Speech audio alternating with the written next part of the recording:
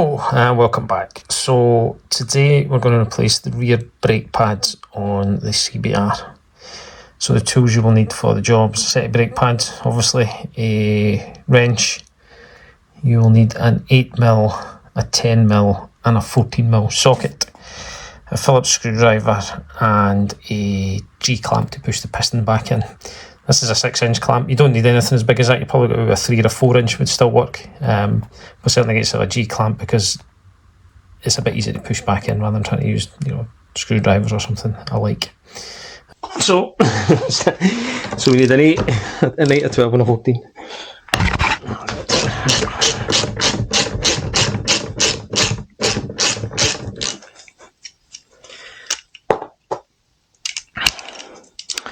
So we'll loosen off the caliper. Probably don't need to take them right out, I don't think, just free of the plate at the back. I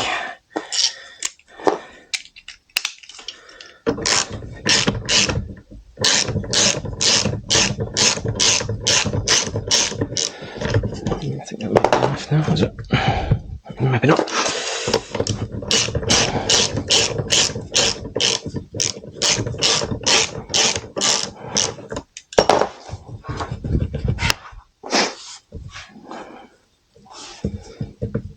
Still feels kind of tight.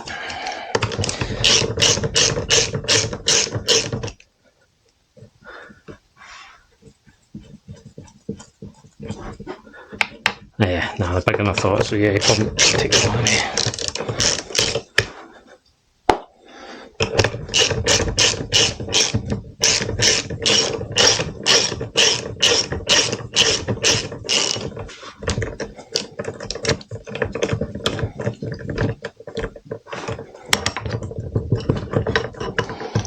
Oh, yeah, on a car you might be able to tilt that, but that's not going to tilt up.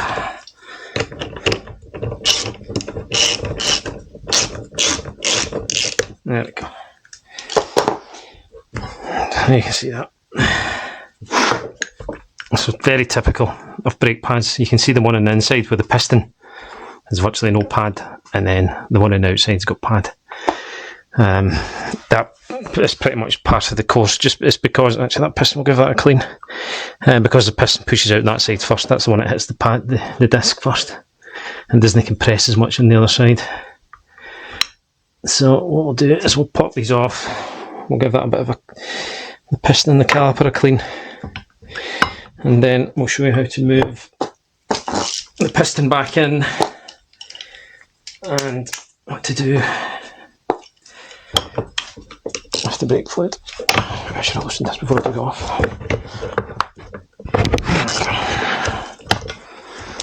So, not to anybody doing it, I would just do one turn on that to loosen it off first. Again, it shouldn't be that tight. I don't know what the torques are, but just tight enough. And the pad's followed. There we go. So I'm going to get another tool. I'm going to give that a bit of a spray. Take the brush over it, give it a bit of a clean. We'll get some copper grease in there as well.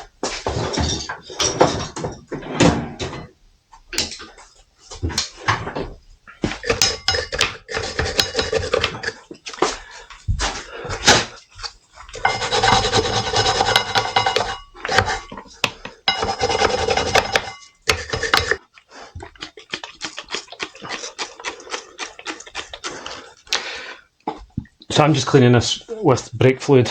You don't need to use brake fluid, to be fair. Anything soapy water would do the same job. Just to have brake fluid, so I'll just use that. I'll take it off a little bit quicker.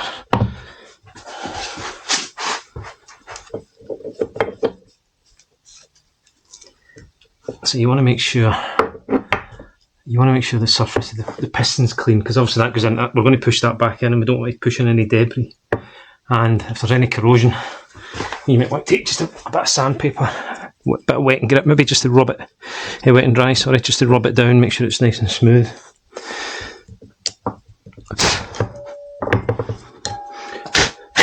So that's pretty clean actually. I'm going to take the pin out as well. Give give that a clean.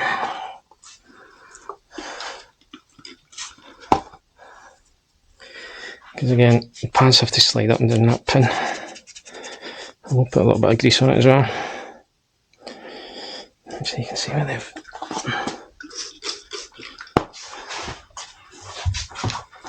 Just going to give it a little rub with the brush, agitate it a little bit with my brush.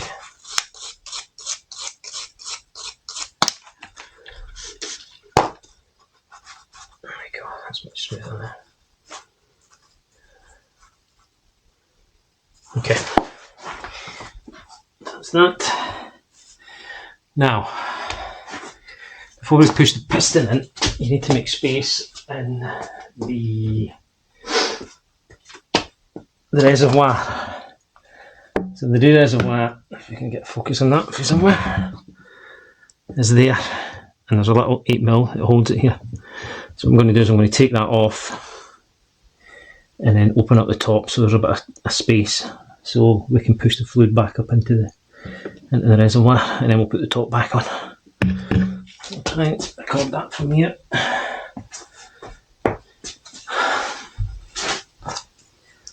That's just an 8mm as well.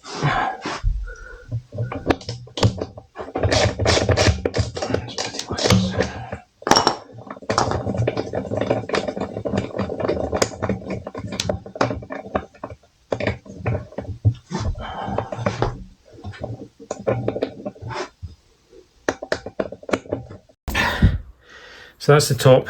As you can see, there's 2 Phillips. So what I need to do is I need to get that.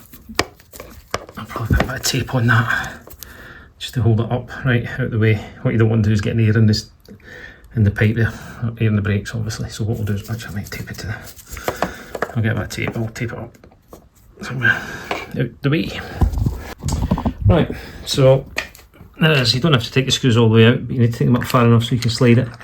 And then that inside white piece, just release that for the seal. And then the brake fluid's inside there, that's enough just to let the air pass through or pass out as we push the piston in. So we're going to push the piston in now and get the G-clamp. So if you've got a G-clamp, that's the easiest way to do it. You can try and do it with screwdrivers and things, but get yourself a little clamp. And this has got a big one because I use it for the car, but it'll work just the same for this. And the idea is you put the pad, I'll put the pad back on the piston, and then I'll use the G-clamp just to push the piston back in, and I'll be able to push it in nice and even with the G-clamp. So occasionally what you don't want to do is squint, make it squint. So some of the fluid is coming out, so that's been overfilled at some point. Let's push it back in.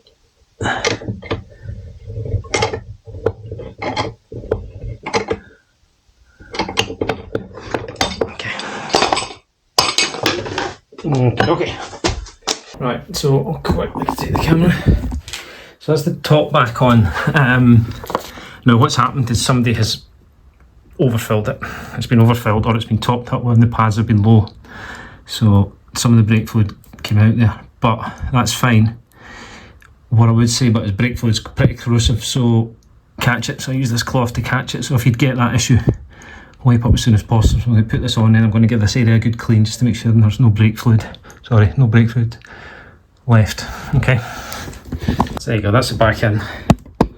Dead easy. It's only that 8mm socket. Bolt, sorry, holds it back up in the spot there. Okay. So what I'm going to do is I'm just going to rub the shiny surface off the pads. Now, this is the first time I've changed brake pads on a bike, so this is what we do with a car. So I'm just going to give it a little rub with the sandpaper, just in case there's any shiny surface in there that'll squeak. And then we'll go ahead and install them. Number one, the caliper with it. I'm trying to dip this in the grease a little bit. Just the copper grease. It just keeps everything stuff corroding a little bit with aluminium, and make sure everything slides nice and easy. There we go. So that's that one. There's another one at the bottom of the caliper here. I'm just going to put a bit of copper grease on there as well. This brings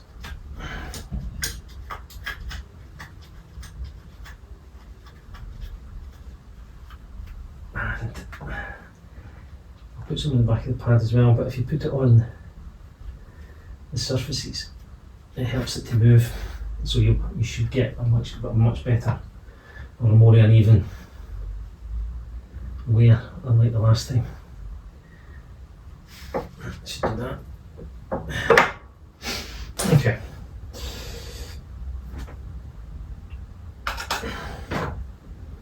Bit of fiddling about there. Back on track. So put the bolts back in. I see that rubber grommet was in the back there.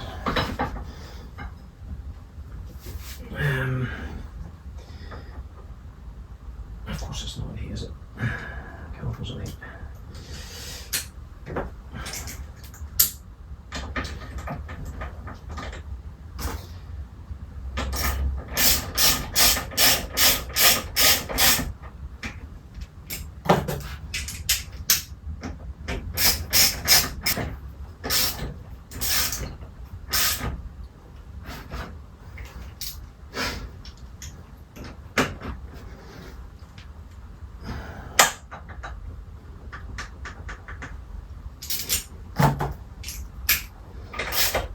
Tighten these up. So I don't have the Torx. I don't know how the Torx are, but just tight enough.